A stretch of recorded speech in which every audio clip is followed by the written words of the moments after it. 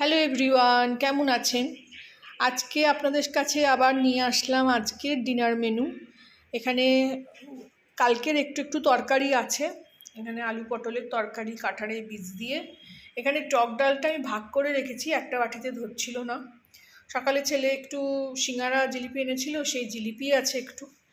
আর এদিকে দেখাই ভাত ভাত ঠান্ডাই হয়ে গেছে, দুপুরে করেছি রাত্রির জন্য। তিনজনের ভাত, খুব অল্প ভাত খাই আমরা, রাত্রিরে তো আরও কম। ছেলে তো এক মুঠো ঠিক করে খায় না।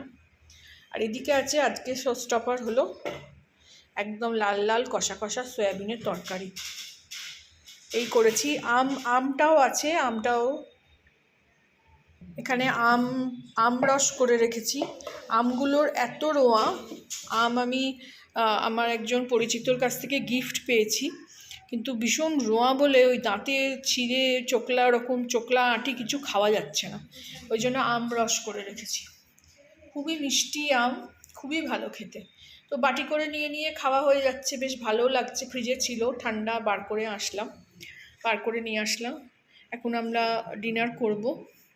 তো এই হলো আজকে আমার ডিনার মেনু।